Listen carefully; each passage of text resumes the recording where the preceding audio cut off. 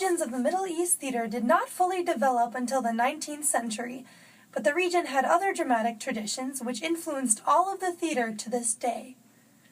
Drama and theater activities were unknown in Arab-speaking countries for centuries before they were imported from the Western culture during the first half of the 19th century. The Islamic religious law is thought to be one of the main reasons why Arabs, especially Muslims, ignored the theater for centuries. The belief that theater is against Islamic views is partly motivated by the negative reaction of conservative Muslims to theater activities in the modern Arab culture. The first written records we have of Middle East theater activity are in Egypt, dating at least as far back as 2500 BC and perhaps as much as 800 years before that. Known as the Abydos Passion Play, this drama was apparently staged each spring in a boat procession along the Nile, with performances taking place at several temples along the way. To emphasize the connection between the drama and nature's annual process of renewal, the Abydos Passion Play was performed at temples positioned so that their doorways faced the sun's rising on the vernal equinox or the first day of spring. The ancient theater tradition disappeared by the 3rd century BC and did not pick up because of the Islamic religion. This religion believed that recreating human depictions within visual and performing arts as irreligious. Tazia is usually described as a passion play. It is performed in Shia communities during the month of the Muharram to commemorate the death of the Prophet Muhammad's grandson Hussein at the Battle of Karbala in AD 680. The play itself, Tazia, takes only a few hours but is preceded by a 10-day period of mourning and purification. On the 10th of Muharram, the Muslim New Year, the whole town gathers at the camel market. After a prologue foretelling the entire action, the actors, or the townspeople who are the thespians for the day, arrive. At the end of this event, there is a bloody and reverent commemoration which changed the history of theater in the Muslim world.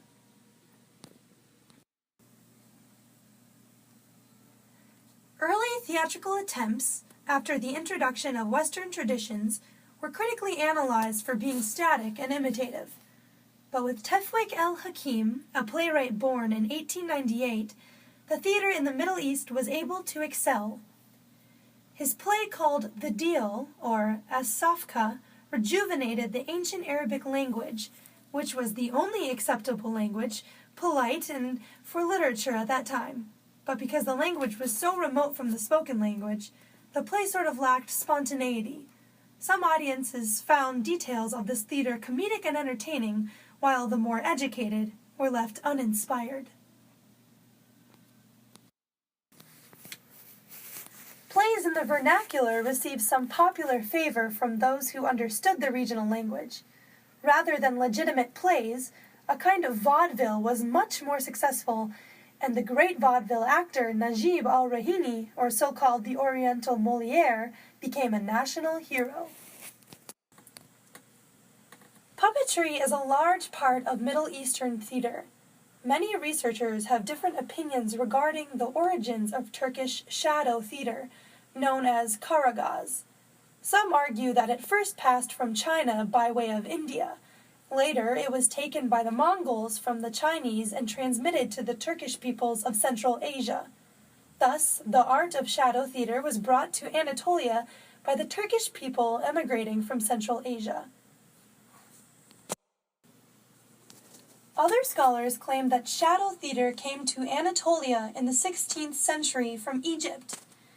The advocates of this view believe that when Yavuz Sultan Selim conquered Egypt in 1517, he saw shadow theater performed during a party.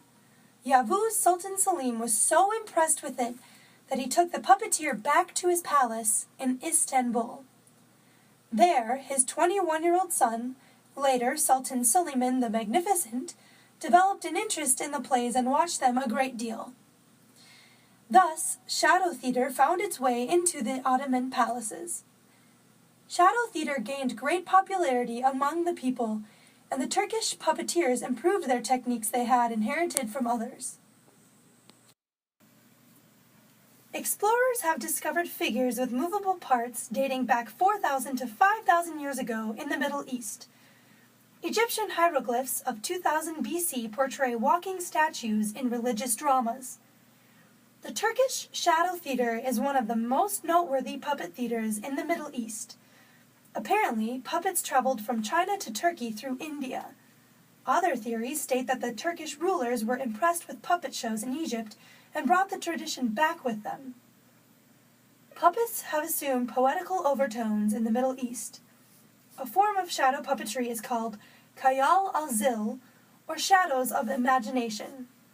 Here, there is live music consisting of drums, tambourines, and flute is played, along with smoke, fire, thunder, rattles, and elements that may evoke strong reactions from the audience.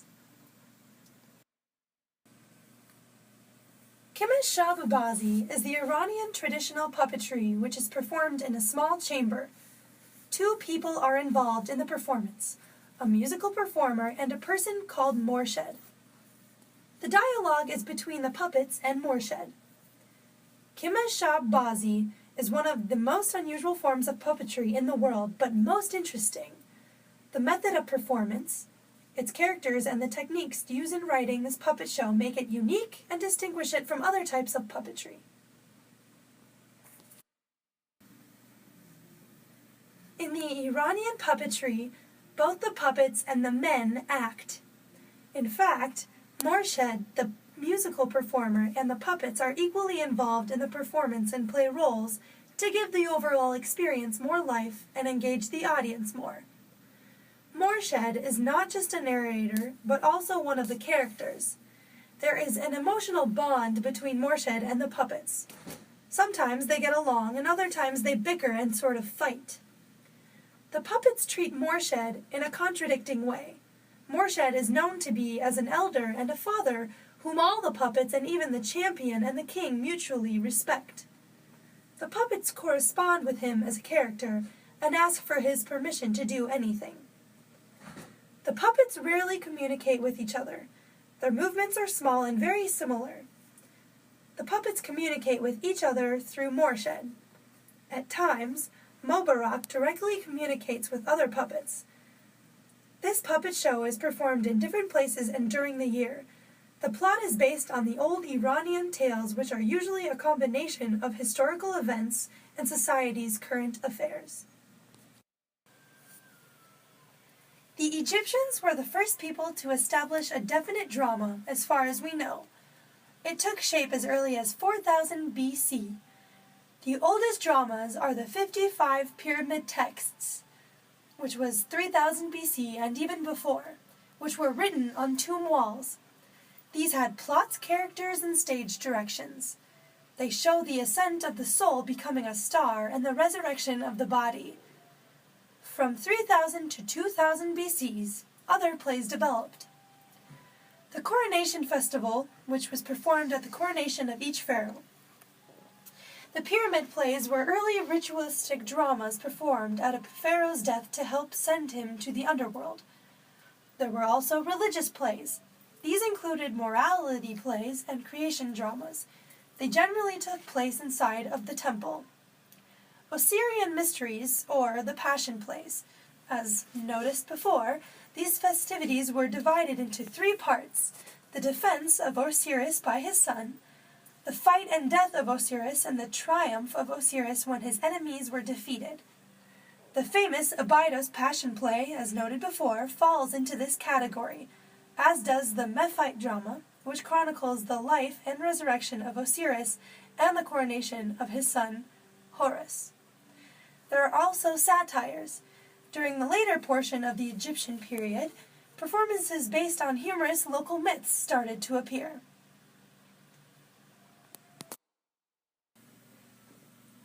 Little is known about the actors in these plays, but apparently the acting was very realistic. There are several accounts of actors dying due to wounds they received during unstaged battles.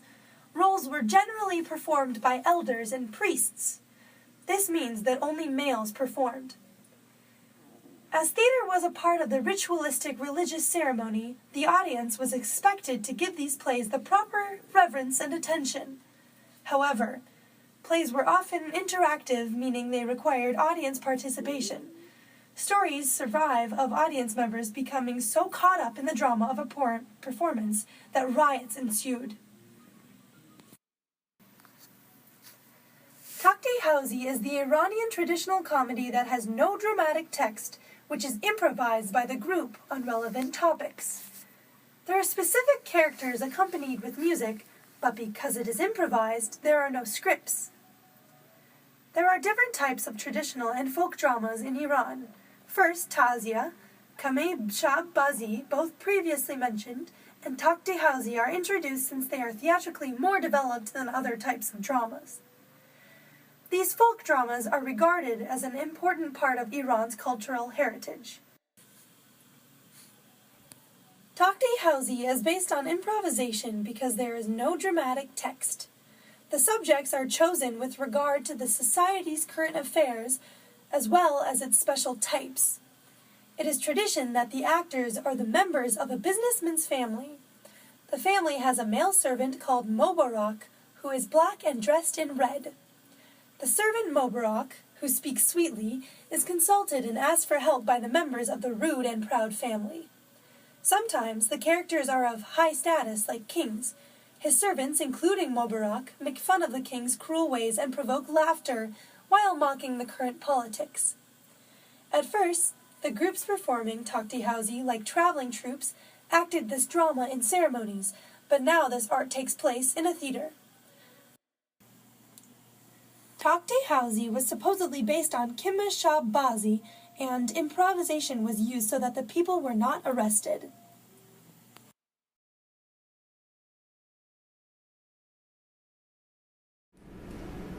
The pharaoh Ikar-Nofret is recorded on a stone tablet detailing his role in the first Egyptian Passion Play. This play was the story of Osiris.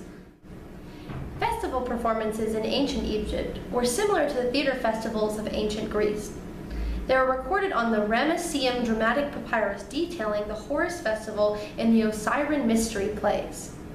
Travelogues of explorers to ancient Egypt also did detail these ancient theatrical practices. The spread of Islam transformed the Middle East into the world it is today. This impacted the development of theater in the Arab world. Arabic identity, nationalism, and Islam are integral parts of the culture of the Middle East. The spread of Islam necessarily spread Arabic culture, language, and customs. The Quran, or the Islam holy book, is written in Arabic and may not be translated for religious practice, so that knowledge of Arabic is important for all Muslims.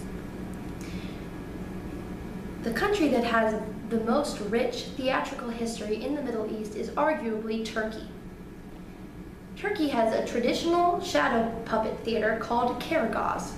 The shadow theater, which involves two-dimensional figures casting shadows on a screen, had an important place in Turkey, as well as throughout the larger area of the Ottoman Empire. The Turks, before they came to know the shadow theater in the 16th century, had enjoyed a long-standing, established puppet tradition. There is virtually no kind of puppet show that Turkey has not tried. Puppet tradition came from Central Asia, but shadow theater did not. Central Asia and Persia do not have shadow theater. It was borrowed from Egypt in the 16th century. One question, however, remains, that is the origin of the Egyptian shadow theater. There seems little doubt that shadow theater was borrowed from Java by the Arabs. Arab trading and raiding expeditions kept them in continuous contact with Java. Now, the question as to whether there was any indirect influence via Egypt of the Javanese on the Turkish shadow theater is difficult to answer.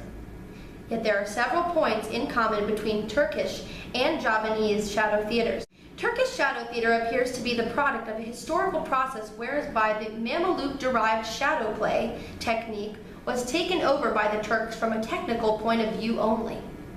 In addition, it can be assumed that the Turkish shadow theater borrowed movements, postures, and costumes of the Ottoman shadow theater, along with human actors such as Ottoman jesters and grotesque dancers, both of which had been in existence long before the advent of shadow theater. We do not know what early Karagöz figures looked like, as the oldest puppets extant today are no more than 100 years old. However, we have a rich source reference in the Ottoman miniatures of the 16th, 17th, and 18th centuries. These depict gestures and grotesque dancers which conform to the style of Karagas figures not only in their costumes and headgear, but in their characteristic postures. Whether it was through the Egyptians or the others that Turkey got Karagas, all might have bequeathed a slight influence in their way. Karagas is a rich cross-section of Turkish culture, of poetry, miniature paintings, music, folk customs, and oral traditions. So, all of these elements merged and fused in the early preparatory years of the 16th century to result in what is today known as Karagas puppet theater. By the 17th century, Karagas was wholly identified. The plays received their name from Karagas, the central figure in the plays. The name of Karagas, which means in Turkish a puppet, appeared for the first time during the 17th century. The Karagas puppet theater stage is separated from the audience by a frame holding a sheet of any white translucent material, but preferably fine Egyptian cotton. It is mounted like a painter's canvas stretched out on a frame. The size has changed in recent years and has gone from 2 meters by 2.5 meters to 1 meter by 1.6 meters. The operator stands behind the screen, holding the puppets and using an olive oil lamp as a light source from behind. An oil lamp is preferable as it throws a good shadow and makes the characters flicker, thus giving them a more lifelike appearance. The light is fixed behind and just below the screen.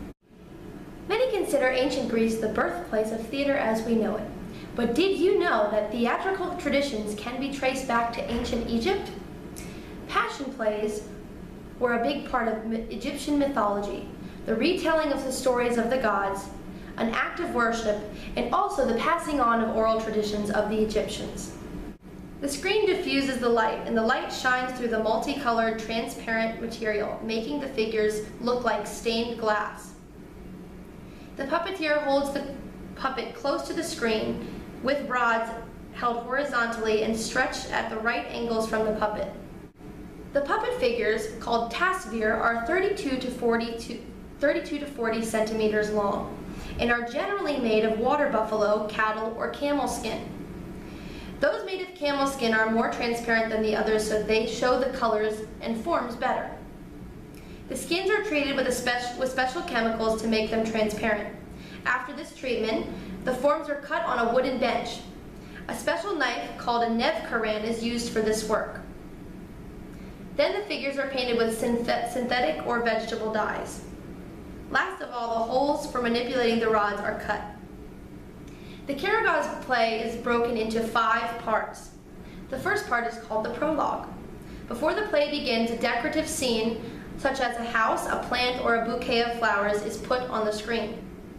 As the prologue begins, the scene is slowly removed from the screen to the music of a reed pipe.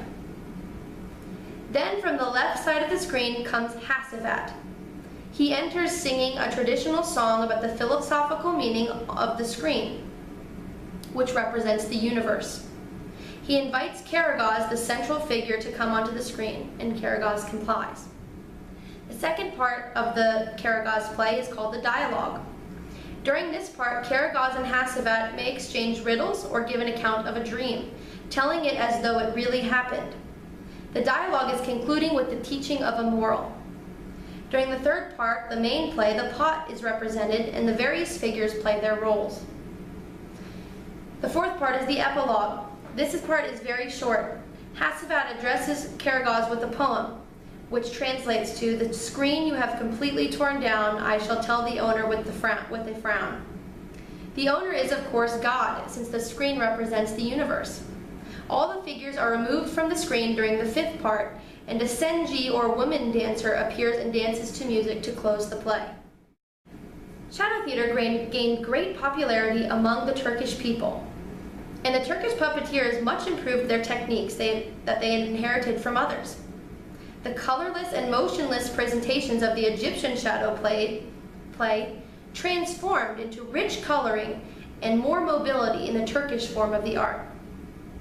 The Turkish shadow plays were given the names Haydar Hayal, Zili Hayal, and Hayal-i-Zili, all meaning shadow phantoms or phantoms of shadow. More recently, however, the Turkish shadow theater has become known as the Karagöz play, named after the central figure in all plays, Karagöz. There are several versions of how Karagöz became the central figure of the plays. Ealiva Çelebi, the famous 17th century Ottoman traveler and writer, devotes considerable space to the Karagöz and his partner Hasavat during his writings. He also gives a list of leading Karagöz puppeteers of his time, adding brief biographical sketches of each. It is from these travelogues that we have learned much about the rich theatrical tradition of Turkey. Ealiva Çelebi says that the story of these two men was well known in Anatolia and some enterprising artists capitalized on the popularity of the story by making leather figures of Karagöz and Hasavat and giving performances with them. According to Ealiva Çelebi, the Karagöz plays were a very prominent part of not only the common people's lives but also of the Ottoman place life. The shadow plays were an important part of the great celebration of 1623 of the coronation of Sultan Murat IV. During his reign, many master puppeteers emerged, and the shadow plays assumed the basic forms they have today. In the 19th century, Karagöz plays were even more popular and were frequently performed in the palace. After the First World War, shadow theater declined in importance, being unable to compete with the cinema and modern drama.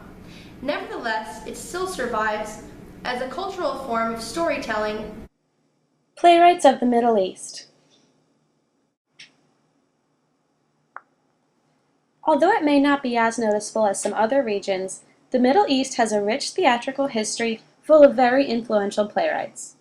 Theater in the Middle East started as storytelling and folklore, and eventually grew to fully realized plays. Major playwrights began to emerge in the mid-19th and early 20th centuries. It was during this time that the Arab theaters were beginning to be strongly influenced by the Western world. One of the first playwrights in the Islamic world came from the country of Azerbaijan. Mirza Fatali Akhundov was born in 1812 to a wealthy family from Iranian Azerbaijan. Akhundov was on the path for a career in Shia clergy when he met poet Mirza Shaif Bazeh, who introduced him to Western secular thoughts. From this point on, Akhundov's interests were no longer in clergy, but in literature. In the 1850s, he wrote 6 comedies.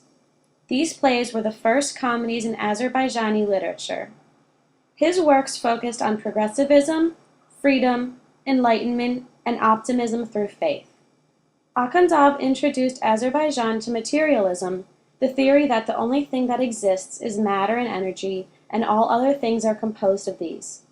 He also became opposed to religion and was a strong enthusiast of atheism. Akhundov was so influential in the development of literature and social thought in Azerbaijan that a library, an opera and ballet theater, and multiple streets and parks are named after him in his home country.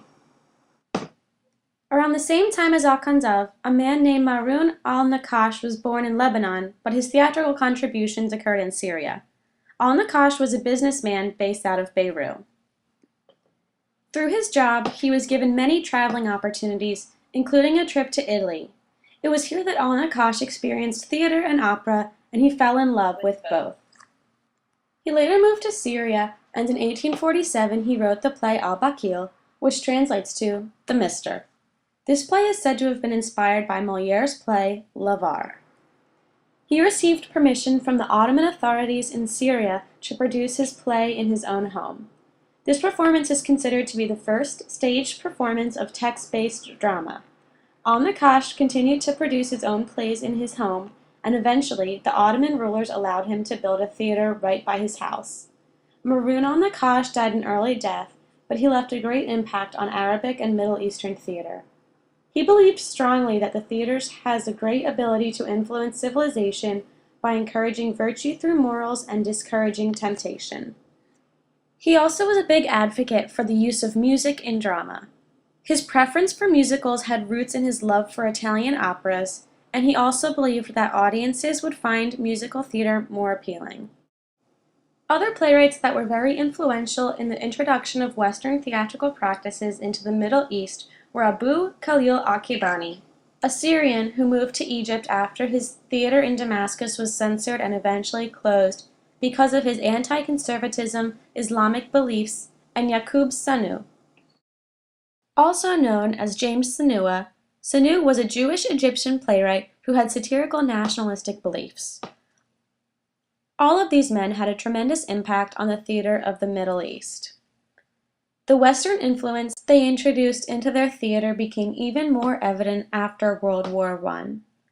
During the end of the 19th century and the beginning of the 20th century, Arabic playwrights began to focus on history dramas. Three Lebanese playwrights that were known for these types of plays were Al-Habad, Al-Haddad, and Father Hannah Tanuas. These men adapted historical events into dramas. One famous play written by Father Hannah Tanuas was about Yusuf Karam, a Lebanese Christian man who led a nationalist revolt against the Ottoman Empire. These plays were all based off true historical events. After World War II, professional theater of the Middle East saw significant development. The main countries that were involved in this growth included Iran, Iraq, Syria, Lebanon, and Egypt. The theater was still strongly influenced by Western traditions, but it was also starting to gain back some of its own characteristics. Many of the playwrights of this time were very nationalistic, Qasim Muhammad being one of them. Qasim Muhammad was an Iraqi playwright born in 1935. He focused on traditional folk stories from his homeland and the common man. In Lebanon, the duo of Mansour and Elias Rabbani emerged. They were musicians, playwrights, and poets. The Rabbani brothers originally came to success when their music began playing on the radio. They then moved on to write musicals that focused on Lebanese customs, traditions, and folklore. They also wrote epic musicals and shows that dealt with urban events. Their musicals, much like the street plays of this time, dealt largely with the depiction of the common Lebanese man, who is usually a peasant that is dedicated to his country. The Rabbani brothers wrote 25 musicals throughout the 60s, 70s, 80s, and 90s. Their work was extremely popular, and they were highly respected by the people of their country. The following clip is from their musical Petra, written in 1977.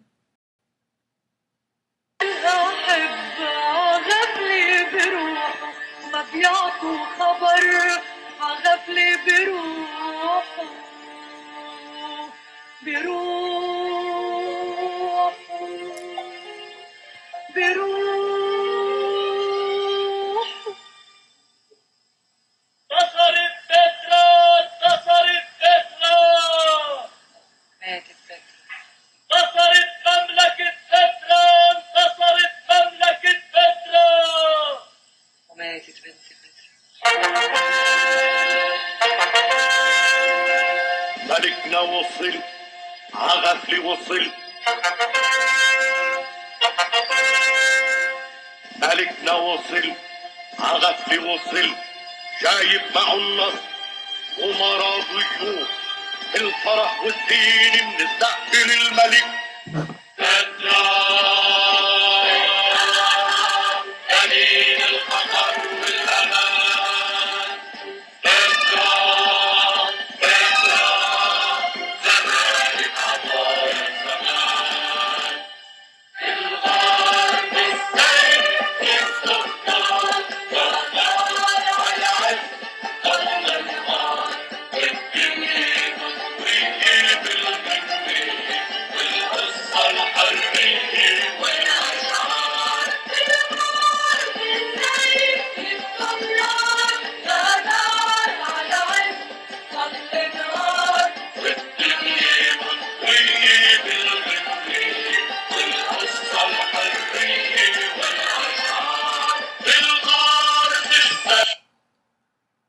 Although Israel was only founded about 60 years ago, They have come to possess a rich theatrical history of their own.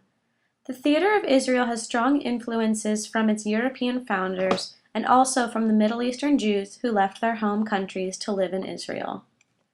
One of the most popular Israeli playwrights from the 1970s through the 1990s was Hanoch Levin. Levin was born in Israel to two Polish immigrants in 1943. He first got introduced to theater at a young age when his brother, David, worked as an assistant director at the Kumari Theater in Israel. Levin began writing for the theater after his obligatory military duty.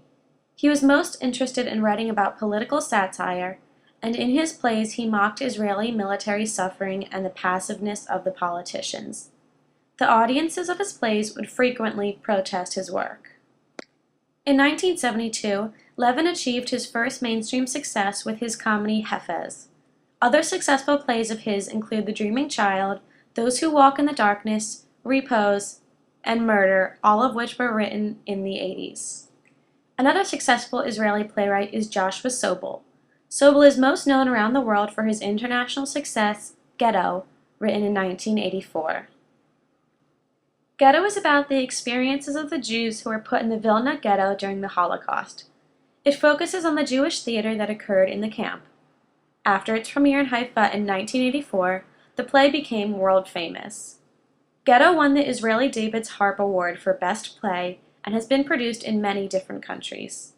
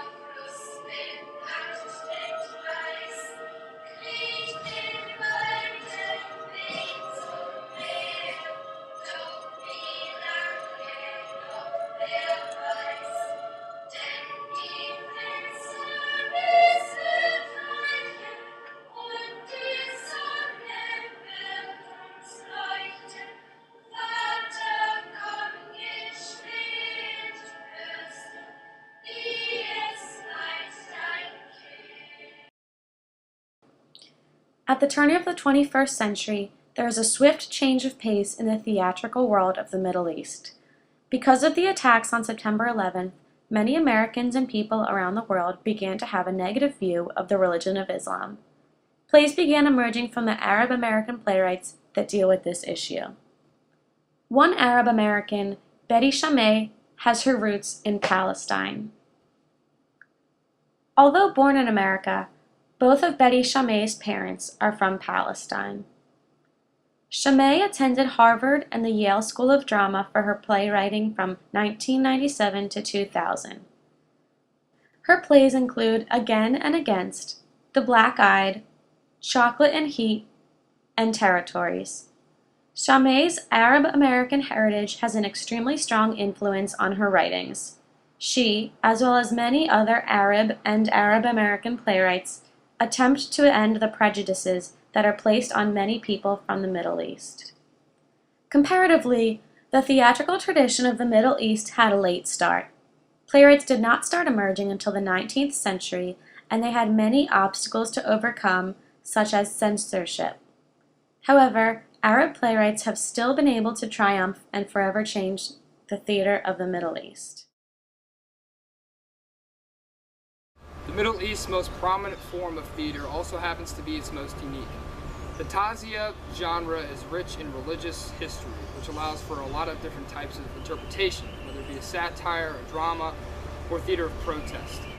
To most fully understand what goes into a production of a Tazia show, as well as what's required of its performers, it's important to know where its historical roots lie.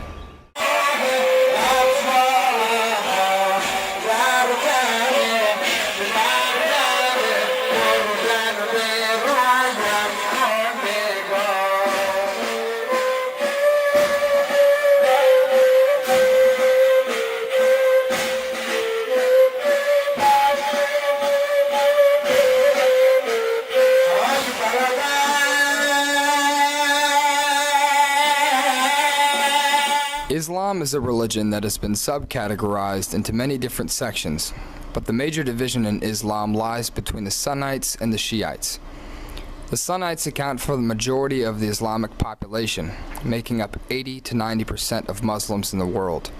Shiites add up to about 10 to 15%. The driving reason for the Sunnite-Shiite split is found in the aftermath of the death of the Prophet Muhammad, who died in 632 CE, in finding the true successor. The Sunnites' belief was in the Caliphate, where the Shiites' belief was in the Imamate. The Shiites believed that there was a chain of loyal and worthy descendants to the Prophet Muhammad, starting with his son-in-law Ali. This family supporter line was meant to succeed him. The Sunnites disagreed. The caliphs were selected according to a political process. Shiites consider the caliphs higher in authority than the imams, who were often worship leaders at mosques and in Muslim communities.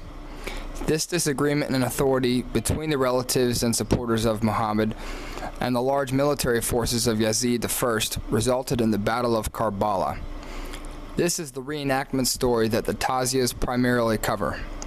However, the genre covers over 250 dramas and satires, from the day of creation to the day of judgment. The outcome of the most popular religious tale was inevitable, and those who died on Muhammad's behalf were considered martyrs.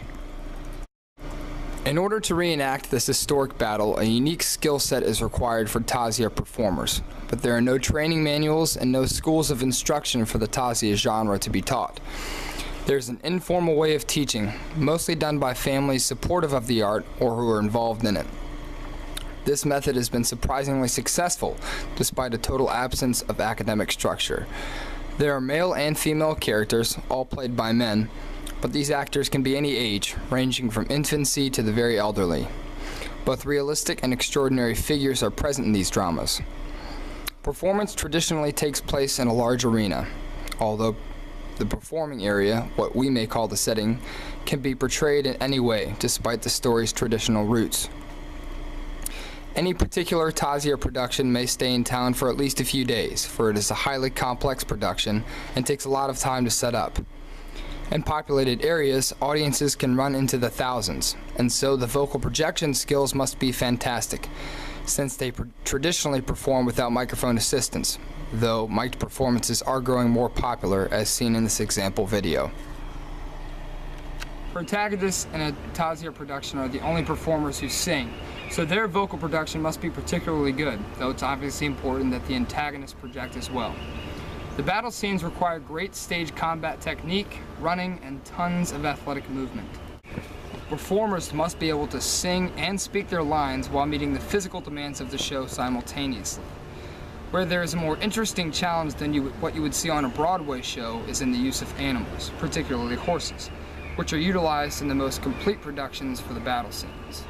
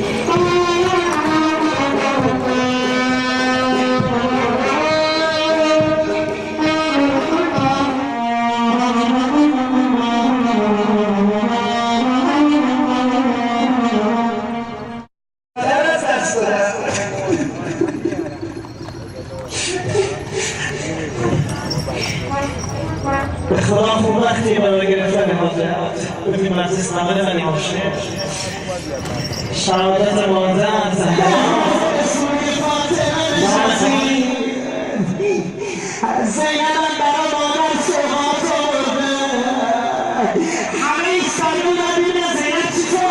Therefore, performers have to be able to sing, fight, and pronounce their lines while on horseback or on camelback. This is a difficulty that we'd like to illuminate. Do I have any volunteers? Yes, me. Come on up.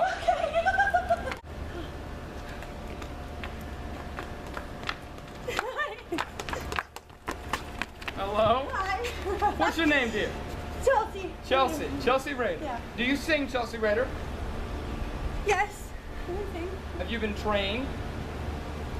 You could say so. How long have you sang for? 14 weeks. 14 weeks. Yeah. That's a good number. Chelsea, would you be comfortable singing in front of this great crowd in that camp? Yeah, sure, why not? Okay. Okay. What song would you like to sing for?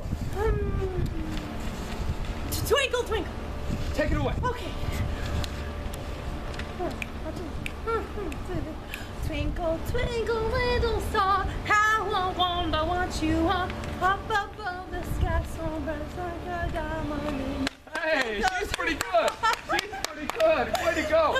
Chelsea, now we're going to add another element into your singing performance. Are you ready? Yeah. Chelsea, are you prepared to do stage combat? Yeah. Good. Take your weapon. Good choice. Now, Chelsea, you must sing the same song with the same vocal quality while dodging my blows in an epic battle scene. Are you ready? Yeah. Begin. Twinkle, twinkle, little star, how I wonder what you are. Up above the sky. Project, project! A diamond in the sky. Twinkle, twinkle, little star. Pretty good. Now, Chelsea, that was pretty good. And now we're going to add the final element to what a Tazia performance is all about. Are you ready? Yeah. You'll have to fight and sing while on horseback. But we don't have a horse, but we have a Nick. And to be fighting you today, I've brought in my expert fight choreographer, Sam. Thank you, Sam. But just know that, well, she misses sometimes. Hop on, Chelsea. Now project. Here we go. Twinkle, twinkle, little star, how I wonder what you are. Up above the world so high, like a diamond in the sky. Twinkle, twinkle, little star, head in the Not bad from our two volunteers, but as you can see, this is a skill that takes years and years of commitment and practice. Hats off to our Tazia performance. Music and vocal production is at the core of these performances. In epic battle scenes and in moments of triumph, the melodies are uplifting. Tazia acting and performance technique is very stylized. Everything is big and exaggerated, movement and vocal production alike. The heroic characters sing their roles using great vocal range of the Persian classical music traditions, while incorporating broad gestures and big physical presences and attitudes. The villainous characters pronounce and project with similar broad ranges of vocal pitch, even though their parts aren't sung. The most effective performers use the stylization in a controlled and polished fashion. Gestures, though very big, are not overused, while lines and lyrics are easily heard at all times.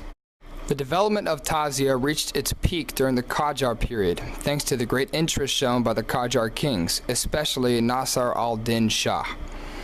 Popular demand lifted some of the boundaries for the Tazia, and performances were no longer restricted to the months of Muharram and Safar. This allowed other stories aside from the Battle of Karbala from Islamic tradition and other biblical stories and Iranian national legends to be incorporated. Most of these were dramas, but you do come across a few satires, which concerned various perceived enemies of the Shiites, like the Umar, Uthman, and Abu Bakr. These three caliphs were instrumental in preventing Ali from becoming the first imam after the death of the Prophet Muhammad. Though the art has shown considerable bows of popularity in its time, the Tazia performer must choose his profession with care. Like dramatic art in other parts of the world, being a Tazia performer can hold consequences, and its artists are subjected to criticism and are frowned upon by the majority of a mostly conservative Islamic culture. Where the reputation of American dramatic artists has made considerable strides in terms of reputation and image, the same is yet to happen for Tazia performers. Most performers are brought up and encouraged from a strong Tazia roots in a family tradition. Art will be art, however, and artists are persistent in their pursuit to create meaningful work. The Tazia has found its way out of the Middle East and is infrequently shown in the States, places like the Lincoln Center Festival, which did a production in 2002. One can only hope that the appreciation for this unique art form will grow in time, and its hard-working performers will be looked upon in a more positive light. Unfortunately, there has not been a great deal of research completed in this particular region of the world that focuses on performing arts. Most likely, this is due to the fact that many Orthodox Muslim scholars are suspicious of both theater and dance. They are fearful of broaching the subject because of the common belief that neither one is socially appropriate or acceptable. This is a suspicion that is in direct response to the vexing theological question of human portrayal and its connection with idolatry. Therefore, the subject has only been regarded by the faithful with extreme caution. Most of the research done on this topic has been conducted by European scholars. In fact, it was not even until the 20th century that native scholars started publishing any meaningful research on the subject. There are no known references to dance or theater in pre-Islamic Arabia, although nomad tribes were probably acquainted with dance. The Islamic peoples themselves seem to have focused less on this art form than they did music and architecture. In addition to medieval Islam's negative outlook toward dance and theater as art forms, it must be mentioned that most women leading a life of seclusion would not have participated unless it was during some private or exclusive gathering. Nevertheless, there has been an active tradition of folk dance as an entertainment in most Islamic countries, and particularly in Persia as an art form. A ritual dance was also instituted in the Sufi mystical order of the Malawiya in Turkey. Performed by dervishes, which are the members of this mystical order, it's considered to be a manifestation of intense mystical meaning rather than simply being an art form or means of entertainment.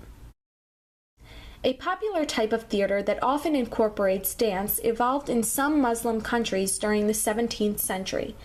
Western European and later U.S. influences played a significant role in the development of theater during the 19th and 20th centuries.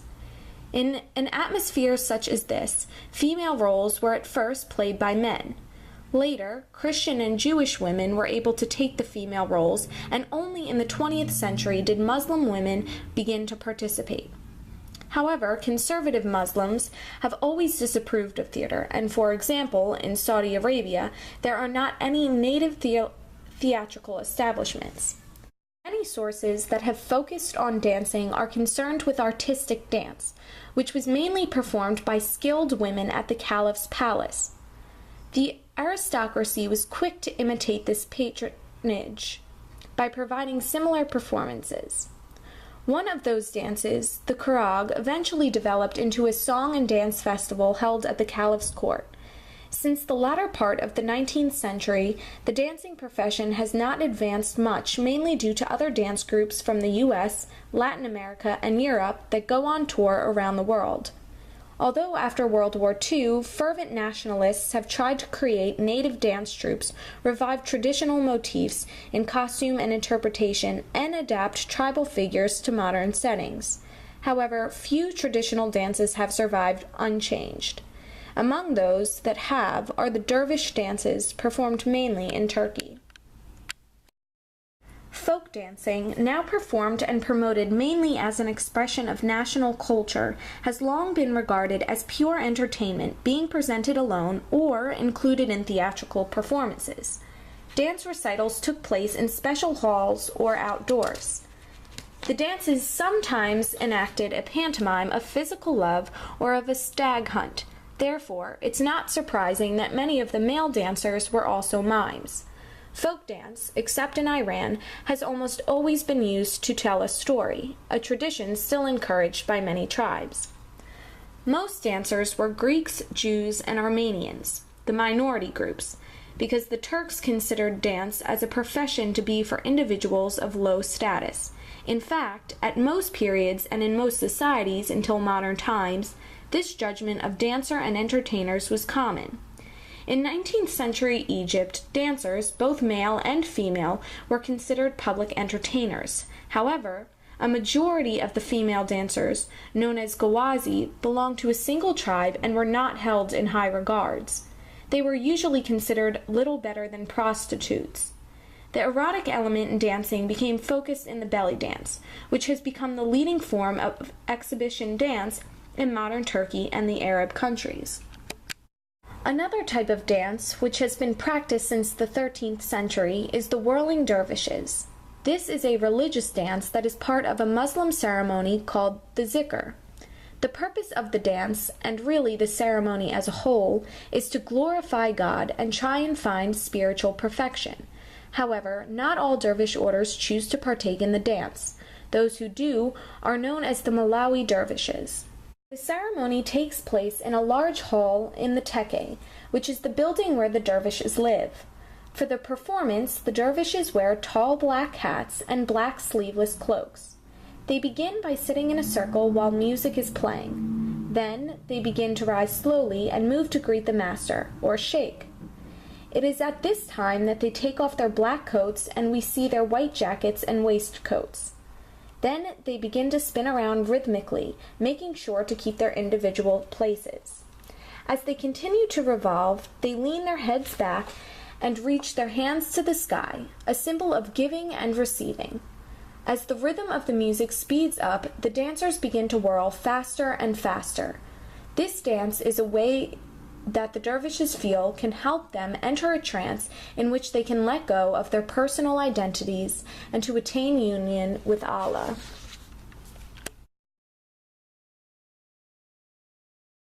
Israeli culture has sought ways of presenting solutions to society's conflicts, particularly the rift between Jews and Arabs. This was carried out at first by carefully reproducing the dominant status of the secular Western sector of society, for whom the institution of theater served as a tool. Problems were raised and solved on the theatrical stage during the first years of the State of Israel's existence. From the 1980s onward, especially during the war with Lebanon, Hebrew theater began to feature biting revelations of hostilities, discord, and contradictions, which it presented as insoluble. During the same period, mainstream Zionist culture progressively weakened, as evidenced by many literary, theatrical, and cinematic texts. The issue of the Israeli-Palestinian conflict has slowly begun to occupy an important place in Hebrew theater, particularly within the last few decades. The process of Arab absorption into Hebrew drama and Jewish Israeli theater was slow and hesitant. Prior to 1985, no Arab characters were presented on the main stage, and their theatrical existence was restricted to fringe theater.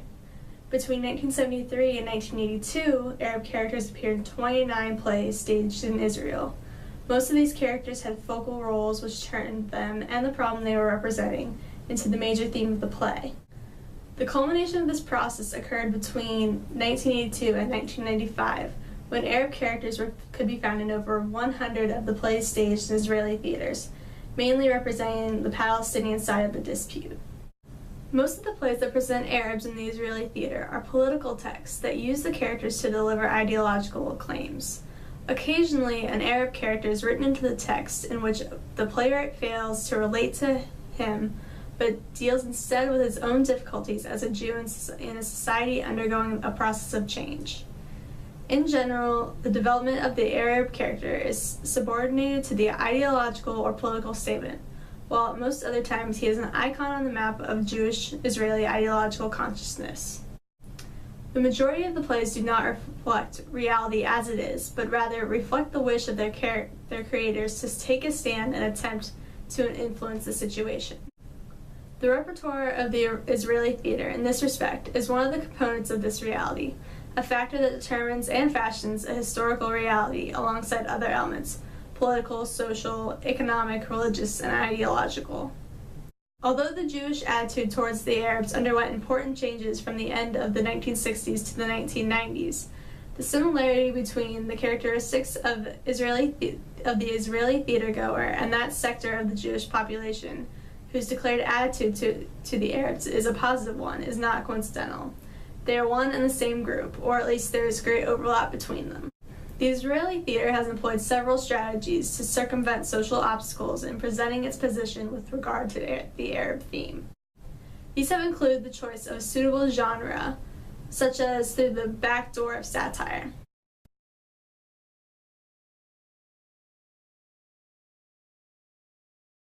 For several decades, the Arab was portrayed theatrically as a comic figure. This distancing from the serious genres led to his representation as a character of lesser importance, reflecting the secondary status given to the Arab question by Israeli society in the 1950s and 1960s. Then in the 1970s and 1980s, the place of the Arab among the dramatist persona changed and he became the central figure in many plays. In recent years, the more realistic stage portrayal of the Arab reflects the change from an ethnocentric and stereotypical approach to one that is finally recognizing the other and attempting to come to terms with his humanity. These changes were aided by another strategy, that of casting Arab actors in plays by Chekhov, Strindberg, Beckett, or Fugard, which relocated the plot in the Jewish-Arab conflict. Samuel Beckett's Waiting for Godot, staged by the Haifa Municipal Theater, became one of the most important plays on the Jewish-Arab theme.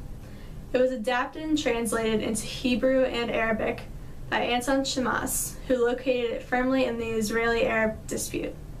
Its director, Ilan Ronen, gave a uniquely Israeli-Palestinian interpretation of the play, with the role of the master taken by a Jewish-Israeli actor, while those of the tramps went to Arab-Israeli actors.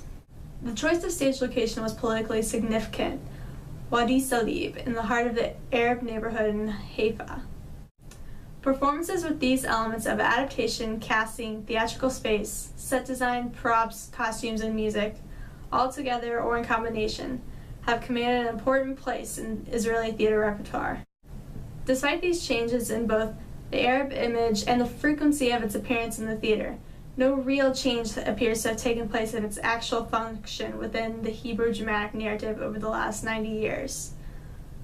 In most of the texts from 1912 to 2002, the same dualism can be found, whose sources lie in the attraction and repulsion of the Jews towards the otherness of the Arabs, an image that is perceived on the one hand as noble and generous, and on the other as savage and violent.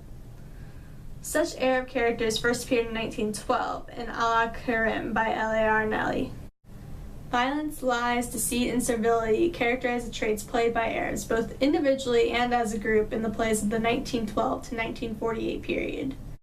These reflect the stereotypes that, according to a study by Anita Safira, were already common among the Jewish community, and from the end of the 19th century. The Arabs were depicted as violent and aggressive towards their own people, and as a threat to the existence of the Jews. Blood feuds were offered by the players as a clear example of their violent nature. Ali in Allah Karim is a savage thirsting for revenge, and at the end of the play he kills one of the pioneers. This violence is generally one-sided. There are few instances in which Jews demonstrate violence towards Arabs. When a Jew does use violence against an Arab, he bewails his guilt and hastens to excuse his behavior as unavoidable. The discrepancy mentioned between the disputed and hostile reality and the ways in which it has been presented in the Israeli theater, with its profusion of text dealing with the subject, is not as great as it would appear from the repertoire statistics. Outwardly, the more recent theatrical texts attempt to allay fears through general sympathetic depiction of Arab characters and the casting of the roles with well-known and respected Arab actors. However, reading the text or watching the performance will often reveal barely concealed expressions of fear and pessimism.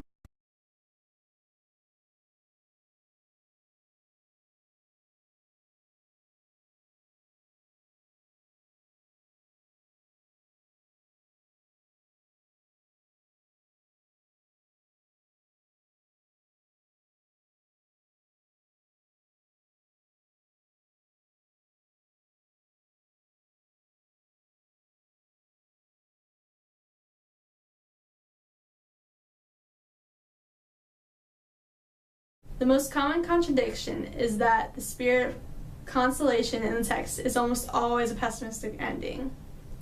This pattern is repeated too many times to be merely coincidental. Despite a desire for a peaceful situation, few of the plays see this as possible, and their endings waver between open-ended, blocked, and the pessimistic. This is particularly prominent in love stories, which always end in either forced or voluntary separation. 40 Israeli plays, staged in the last 30 years, feature love stories between Arab characters and Jewish characters. There does not appear to be anything particularly unusual in this fact, for many dramas are love stories, which deal with the attempts to overcome the barriers of race, creed, and religion. The Jewish-Israeli playwright generally treats the subject of intimate Jewish-Arab relationships with understanding and even a certain sympathy, despite such relations between Jews and Arabs, male and female, having been considered against the norm by both people since the beginning of the Jewish settlement in Israel and up to the present time. The explanation for the frequent occurrence of this theme in Israeli theater should therefore be sought in the world of the Israeli playwright, and perhaps perceived as a metaphor for the desire for consolation. There is nothing like a love story to represent a yearning for peace. Beyond merely telling the story of certain individuals, these plays deal with the problematics of Jewish-Arab relations in general, including the fear of an apparently powerful rival who might appropriate the place of Jews whose power has diminished. Only in one play does the couple succeed in overcoming the barrier. However, there are no happy Jewish-Arab families in the Israeli theater. At first glance, some of these plays appear to complicate the inherent difficulty in reaching a possible settlement with the Palestinians, and even seem to express an aversion to such consolation. In fact, the text constitutes a late phase of a structure that has existed in the Israeli theater since the 1970s, which bridges the apparent contradiction between hostile reality and the optimistic presentation of the dispute in the theater. In theatrical texts of the 1990s, the political message of the playwrights is even clearer. They're instructing politicians to negotiate with Arabs. One question that remains to be answered concerns the extent of the contribution of Jewish-Israeli theater to the coexistence with Israeli Arabs, and to a possible solution to the dispute with the Palestinians. In general, spectators at a theatrical performance find themselves simultaneously within the world and outside of it. They may therefore adopt a critical standard towards what is being shown on stage and connect its context with an extra theatrical, social, and political reference. Regarding the Jewish-Arab conflict, there is also the cumulative effect of the rise in the number of plays dealing with the Arab question, and from the 1980s, the Palestinian question. All the factors presented here, taken together, validate the assumption that the Arab image in Israeli theater represents a wish to settle the dispute and has contributed to public thought by emphasizing the strong desire of a group of Jewish Israeli spectators for consolation with the Arab section of their population. The contribution of the theater is especially important in the years during which a solution appears to be far off. In this respect, theatrical texts that staged the Palestinian problem in the 1980s constitute an artistic avant-garde that urged and demanded the beginning of that difficult conciliation process between the Palestinians.